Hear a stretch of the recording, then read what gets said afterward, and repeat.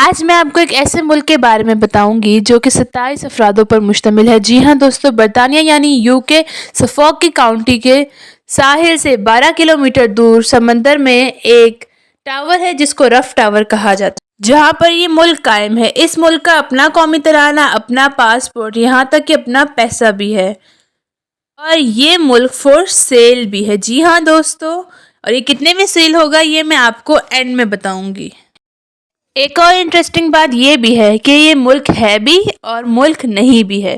جی ہاں دوستو، اس کا نام ہے سی لینڈ، جو کہ سمندر کے بیچوں بیچ ایک رف ٹاور پر موجود ہے، جس میں 27 افراد لیتے ہیں۔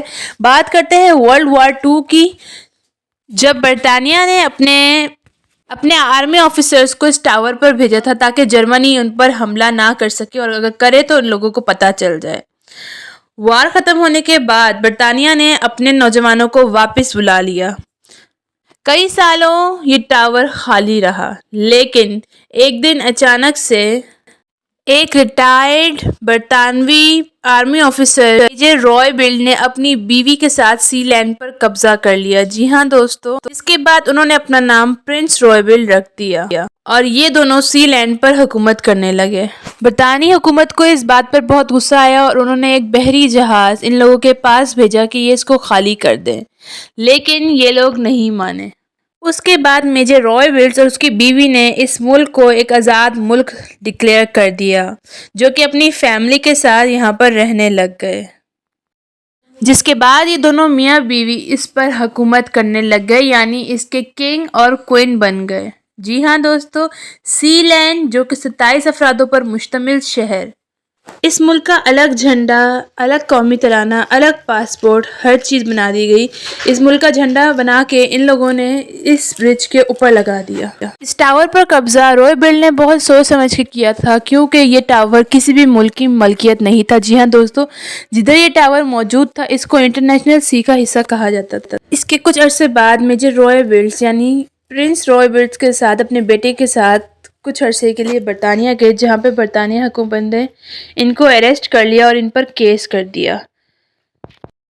کیونکہ یہ ٹاور کسی کی ملکیت نہیں تھا تو یہ کیس ان لوگوں نے آرام سے جیت لیا اور وہ اپنے بیٹے کے ساتھ فوراً واپسی بھی آ گئے۔ اس طرح یہ 4 لوگ اس سی لینڈ میں رہنے لگ گئے اور اپنی حکومت کرنے لگ گئے۔ دوستو، آپ سوچ رہے ہوں گے اس طرح سی لینڈ ایک ملک بن گیا، لیکن کہانی یہاں ختم نہیں ہوئی۔ 1933 کی مونٹی ویڈیو کنونشن کے مطابق ایک ملک ہونے کے لیے 4 چیزیں ضروری ہیں۔ سب سے پہلا پرماننٹ آبادی، جیسا کہ یہاں پہ 4 لوگ تو رہ ہی رہے تھے۔ دوسری چیز ایک جگہ کا ہونا ضروری ہے جس کو ملک کہا جا سکے، اور ان کے پاس رف ٹاور موجود تھا۔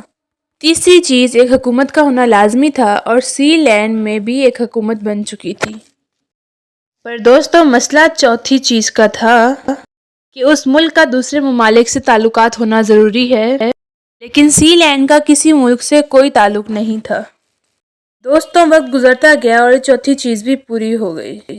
دوستوں، سی لینڈ میں بیٹس فیملی کے علاوہ 10-12 لوگ اور بھی رہنے لگ گئے، جس میں ایک جرمن بزنس مین بھی تھا، جس کو یہاں کے کنگ نے سی لینڈ کا پرائم منسٹر بنا دیا۔ اس پرائم منسٹر نے مل کر 2 لوگوں کے ساتھ اپنے ہی ملک پہ حملہ کر دیا جب یہاں کے کنگ برطانیہ گئے ہوئے تھے، اور اس نے ان کے بیٹے مائیکل پر بھی حملہ کرنے کی کوشش کی اور اس کو اغوا کرنے کی کوشش کی، اور جواباً مائیکل نے اسی پر حملہ کر دیا، اور اس طرح اس کو اس کے 2 ساتھیوں کے ساتھ گرفتار کر لیا گیا۔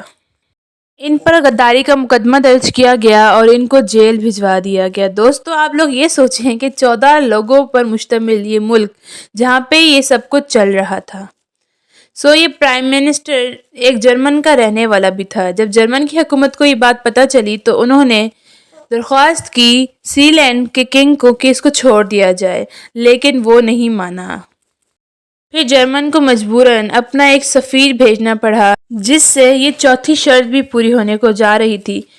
کنگ نے ان لوگوں سے ایک شرط رکھ کر اس قیدی کو چھوڑ دیا کہ جرمن سی لینڈ کو ایک آزاد ملک ڈکلیئر کرے۔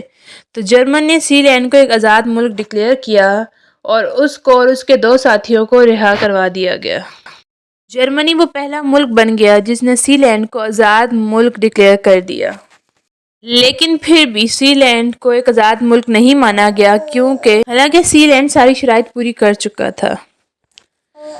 تو دوستوں، قبل کچھ عرصے بعد برطانوی حکومت نے اپنا بارڈر سی لینڈ سے آگے تک پھیلا دیا، لیکن بلٹس فیملی نے انکار کر دیا اس بات کو ماننے سے، اور یہ کافی عرصہ اس ملک کو آزاد ملک ڈکلیئر کر کے اپنی حکومت کرتے رہے۔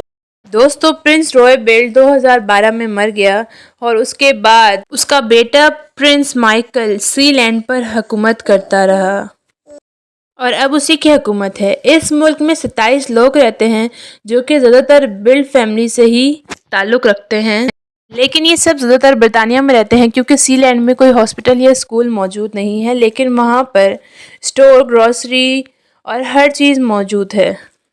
یہ لوگ اپنی ٹی شرٹس، مگز اور اسٹیمپس وغیرہ یہاں سے آن لائن سیل کرتے ہیں۔ ان کی اپنی ایک فٹ بال ٹیم بھی ہے۔